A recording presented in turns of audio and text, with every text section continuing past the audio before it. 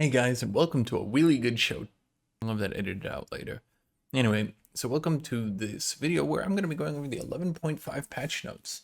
These are some really cool and interesting patch notes for me because I've been really looking forward to the jungle nerfs. Some of you might not know that Texas lost power a week ago, and it was very cold for 3 days. I had no power. I was just trying to keep me and Kitty warm. There was very little we could do for warmth, but what I relied on was knowing that the jungle was finally going to get nerfed. I'm being told the jungle was already nerfed? That's a nerf jungle? What the? So anyway, we're going to be going over the 11.5 patch notes. I'm going to try to keep this under 10 minutes. And definitely it's not going to be longer than 10 minutes. I promise you that it won't be longer than 10 minutes. We're just going to go over the patch notes. We're just going to go over a few things, okay? I wanted to give you guys a good, fresh first take on all these champions. I think a lot of people are interested in first takes. So I practiced a lot and I looked at these a lot so I could give you guys some really good first takes. Up first is Azir, of course. And they're nerfing his W by 10 damage across the board. Now, I am getting a bit old, obviously, but I have seen a lot of changes to Azir's W mentioned a lot in a lot of patch notes. And I started to think about it and add them all up, and I thought to myself, boy, with the amount of times they have changed Azir's W, nerfing it really, they could have taken that time and instead reworked udyr, which would probably have been a better use of their time. Now, a lot of you who are Azir players who aren't pros are probably annoyed at this. You're saying, why are they nerfing Azir again? Well, Azir is practically a no counterplay broken champion when he's played extraordinarily well. So instead of addressing any of that, they're just nerfing him again, and then they'll buff him later, and then they'll nerf him again. What I'm saying is that if you want to play Azir, don't. Just don't play Azir. Just seriously don't play Azir. There's no point.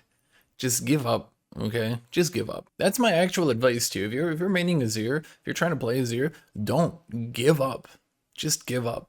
I promise you that will work better for you.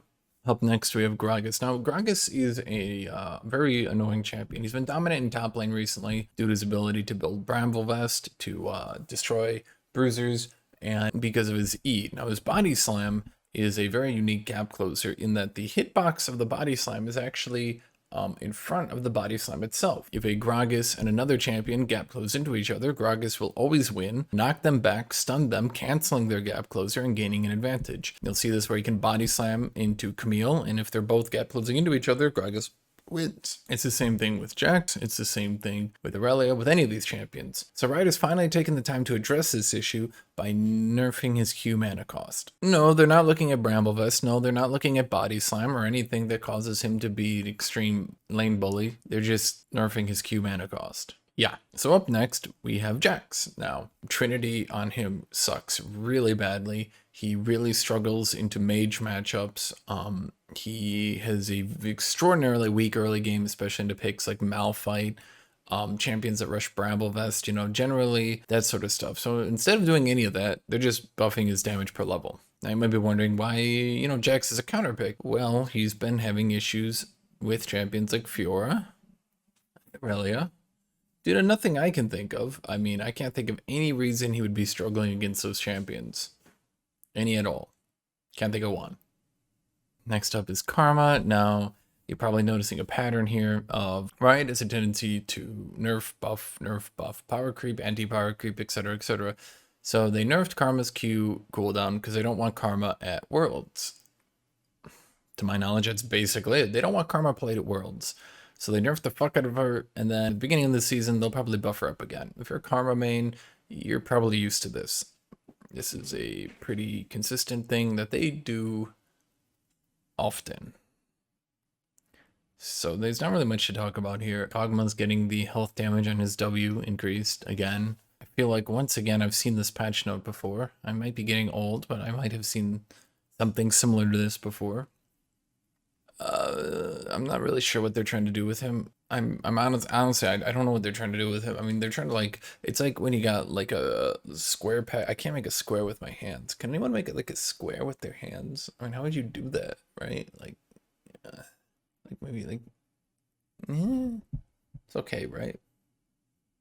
Yeah, I mean, it's not the best. Anyway, so they're trying to fit a square peg into a circle hole. Basically, Kogama's just not going to work in the meta because we've seen this before. These low mobility ADCs just are outdated as shit and don't do that well unless they're kind of overstat. Now, we haven't seen Ashe picked, but Ashe has utility and, you know, she can do stuff for her team. She's got the long range slow, she's got the stun, she's got the vision, you know, she does good stuff for her team, right? Kogama, on the other hand, not so much. So once again, here we see a very short-sighted change that will not really change that much, really. I don't really have much to say about this. I'm kind of disregarding this because I don't really think it's going to make Kogama viable, nor would I want it to, because I don't really enjoy fighting him to begin with. Talking about champions I really don't enjoy fighting, who I don't want buffed, up next is Master Yi. Master Yi players are probably mad at me for saying that. Go fuck yourself. I'm not even going to talk about this. Go fuck yourself, you Master Yi players. You fucking weebs. Now, Riot has talked a lot about increasing champion diversity, about making sure champions are viable in, you know, multiple roles, you know, player preferences, stuff like that. So what they decided to do is say, you have to play Pike the way they want you to play him, and you have no choice. And that's it. What do you think about that one, Kitty? Kitty? Kitty? Kitty? What do you think about that? Kitty? Kitty? Kitty? Kitty? Kitty? Kitty, what do you think about that? Kitty? Kitty? Anyway, Kitty agrees with me. She thinks that that is awful. I'm not really sure why they're doing this, to be honest with you, because I'm not really sure Pike is popular in mid or support. Maybe they're trying to buff support without buffing mid, but damn, they're going really fucking ham in mid lane. Plus, I feel like they're kind of nerfing, I don't know, and I'm just not 100% on this one. This feels very heavy-handed to me. I'm not sure on it. They're also pushing lethality, which is whatever. I mean, he's always only going to be viable with lethality build at this point, right? Like, we all know that. So that's kind of a weird thing, but whatever. And changing Kiana. Now, I'm not, this Kiana thing is a bit weird. They're just buffing her damage. I mean, they're buffing her AP ratio, but I don't think there's any, like, viable AP items in Kiana. Kitty, are there any viable AP items in Kiana? Kitty? Kitty? Kitty? Kitty? Kitty? She doesn't want to talk about anything. She's just so boring today. Huge Rammus nerf. I was thinking about another champion who could probably use their extraordinarily high base HP nerfed. A champion who has a lot of base HP, who could use it reduced. Kitty, do you know? Kitty? Kitty? She's so fucking cute. Look at her wagging her tail and just being so fucking adorable. Look at her. She's so fucking cute.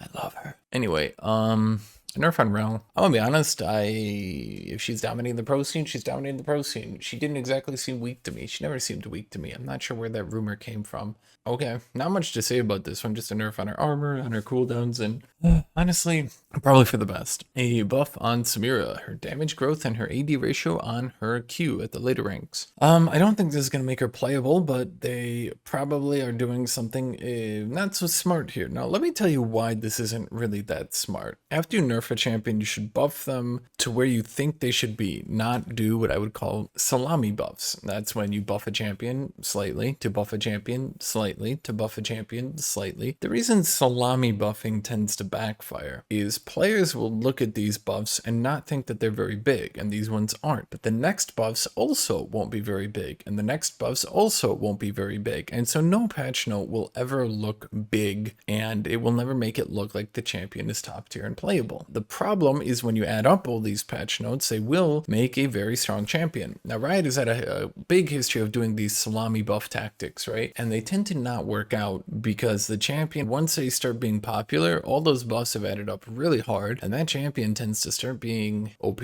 So we'll see where this one goes, and if I'm right, well, I mean, I don't even think I'm right. I'm just kind of giving a word of caution. The gerani buff in the jungle, I don't really have much to say about this one. Kind of a boring patch note. I mean, some of these patch notes are just boring, you know, and there's not really a whole lot I can do to make them interesting. It's just, okay, her health does more damage, so Sejuani's going to do more damage. You know, what do you want me to say here? I'm very good at making things interesting, but this one just isn't interesting. Now, what would be a change that would be interesting? If they buffed her ultimate to a 90-second stun duration, that would be interesting. I could make a lot of content out of that one. This one, not so much, but 90-second stun Kiana? Sejuani, there we go. Not so good with the words, am I? Am I, Kitty? Come here. Oh my god, I was just picking you up. Oh, look at her, she's so cute. And she's so cute. Oh, she's so cute.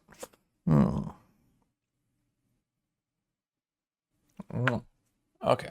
She's gonna run away now. She just likes hugs. Or she's not gonna run away.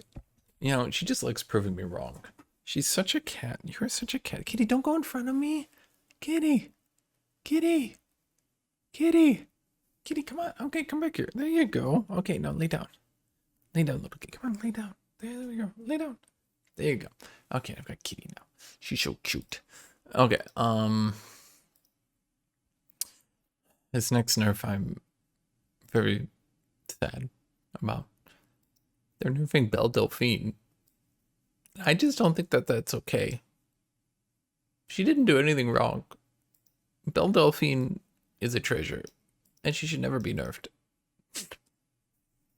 Ever. I'm glad we've got some nerfs to Shaco's support. Okay. I don't really know what to say about that one. Journal's getting his Q cooldown reduced from 4 to 3.5. That's pretty good. It's okay.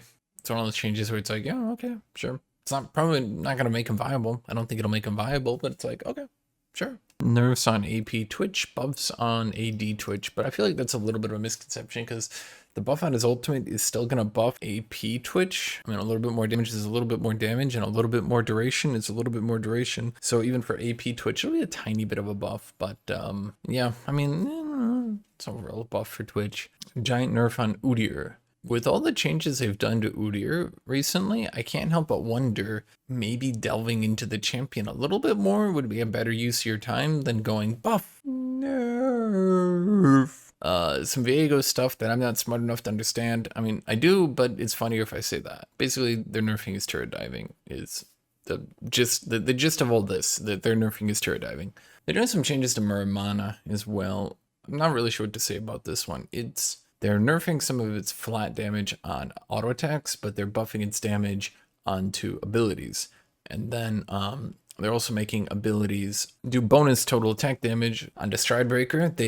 Stridebreaker has not been good enough on Garen and Darius. I'll show their win rates with the items here, but so let's see, I will do Garen and Darius, and they've just not been very powerful with this item, whereas, you know, champions like Aatrox have just been so broken with this item, so they're adjusting it to be a little bit stronger on the champions like Garen and Darius that it's meant to be strong on, right? Because they're just not good enough with it right now. I mean, it's a good change by Riot, you know, really bringing the item back to its core. If there's one thing the Mythic system was supposed to do, it was to make extraordinarily niche items that only a few champions use and make those items so strong for those champions that all they do is build them. That is definitely what the Mythic update was supposed to do. Ginto's Rageblade is getting, like, what is this? It's like, crit becomes damage and some other shit. I don't know, whatever. Serpent's Fang. Now, this is actually an interesting one. So instead of doing bonus damage to shields, it now halves all shields. Now, this is interesting. This is very good for me because you can see in true Riot fashion, they're already bug fixing it before they're releasing it. That's a joke. But mormorius is going down 300 gold. It's honestly hilarious that this item can just go down 300 gold and no one cares. Could any other item go down by 300 gold and nobody cares? So that really shows how shit this item is. Like Cleaver is going down in gold, going up in HP, losing the carve damage, but gaining bonus movement speed. It'll go from 5 to 30 bonus movement speed. It's a good change.